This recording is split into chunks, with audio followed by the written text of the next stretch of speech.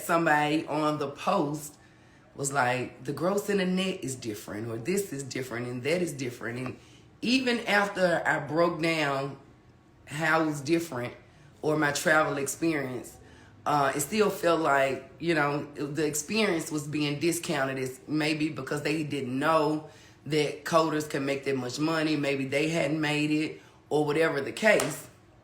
But I definitely wanted to tell you my entire story of how I started getting into health IT.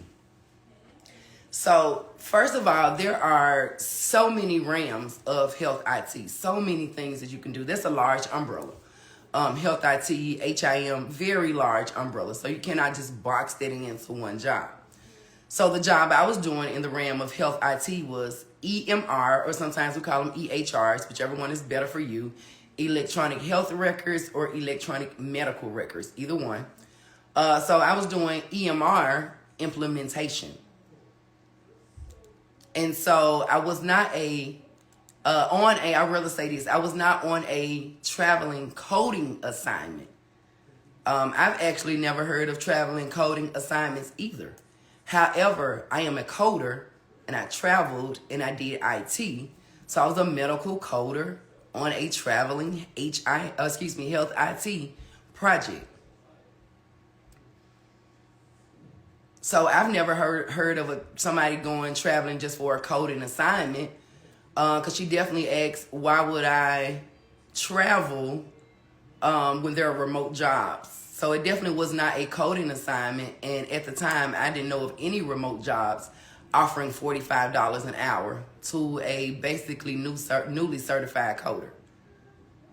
So Ms. Pepper said, do I have the RIT or the RIA? No, ma'am. I have the CPC and the CRC. I have 2 AAPC certifications. So let me get into my story, and then I'll tell you pretty much what I did on the job. So as you guys see, a couple of days ago, I posted one of my check stubs from 2019. I was going through my memories, and I saw it, and I thought, hey, let me, post it or whatever for motivation or inspiration purposes.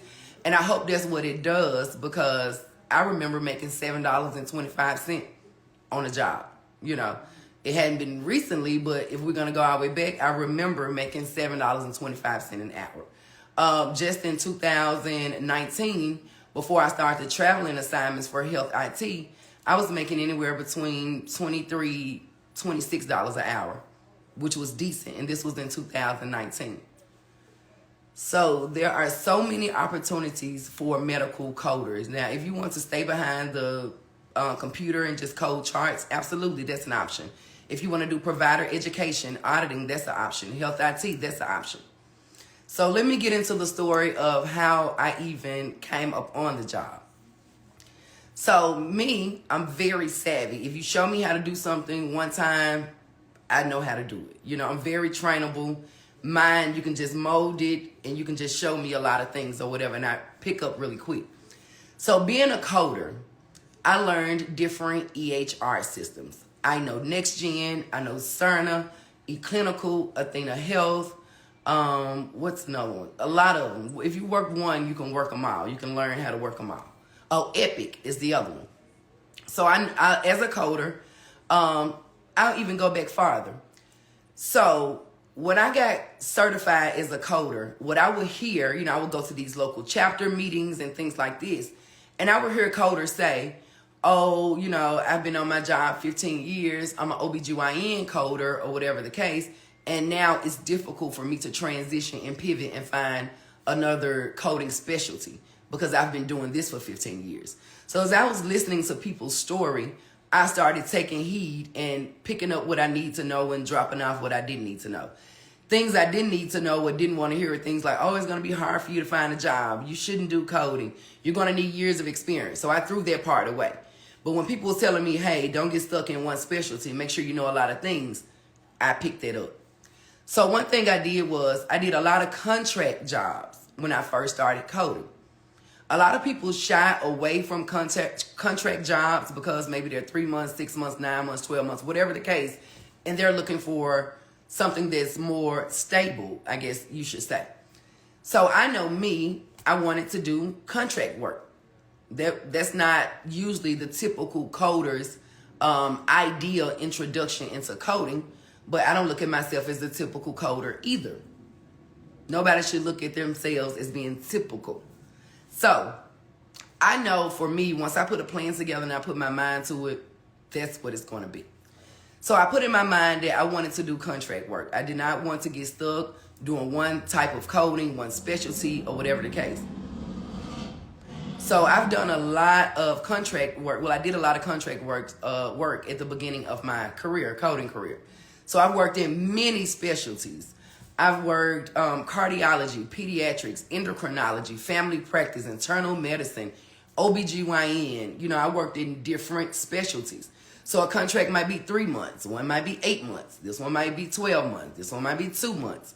So I did this. So I always would keep a job. One thing I didn't worry about was not being able to find a job in this industry. So I knew as long as I had my coding credentials that I would always find a job somehow. So I wasn't worried about this job running out. I don't have a contract no more. So I already knew how long the contract would be and if there was going to be an extension or not. So when I knew there was not going to be an extension, I would start looking for another job. So once this contract ends, I already have another. So on those contract jobs, I learned different medical record systems, electronic medical record systems. I learned Epic, like I said, NextGen, Cerna, Athena Health, eClinical, Practice Fusion, Greenway. So I've worked different EHRs. So now, to get in the story how I started Health IT. I'm working at an OBGYN. So as I'm working at an OBGYN, I met a lady there that was also a coder. She was a very seasoned coder. She had been coding maybe 15, 20 years. And here I was maybe a year and a half into being certified. So we're at work and we're talking. And she said, hey, I got this opportunity to go to for this project, this Health IT project in Florida. She said, have you ever done any of these? Nope. What are you talking about? So she was like, yeah, girl, they paying $45 an hour, $67.50 overtime, and they want us to do Athena Health. That's what I was working in at the current time. Don't you say. $45 an hour to do something that I already know how to do and I learned how to do from coding? Tell me more. So she started telling me, yeah, they pay your travel expenses. They're going to pay for your flight. They're going to pay for your hotel, your rent-a-car, to give you money to eat with every day, and you get paid bi-weekly. Okay, sounding good. What do I need to do? She's like, okay, I'll give you the information or whatever, you know, so you can reach out to the recruiter or whatever to, you know, kind of see. She's like, well, do you have Athena Health experience? I was like, yeah. I say, in addition to this experience that I have here, I have about 2.5 years, 3 years of Athena Health experience. She's like, okay. So she gave me all the information. She gave me the rundown or how they usually do things, how the travel goes, the company, how well they pay, how long you're going to be gone, all of these things. Okay. So I sent my resume in. After I sent my resume in, the recruiter called me maybe the next day. Hey, I see that you submitted the job. You say you know Athena Health. You do this, you do that. You've been working in the system for about 3 years. Have you ever done EHR implementation? Yes, I have. This is the thing. See, this is the catch that you have to never lie. You don't have to exaggerate the truth, but you do need to know how to take advantage and highlight the skills that you do have. Example, I had never been on an EMR project for implementation or anything like that, but I have been the trainer in the office. When new physicians would come in, when new coders would come in, things like that, then I would train them on EHRs. So I did training before, but it just was not on a project like this. So when he asked me, did I have that experience? Absolutely. I do this every day on my job.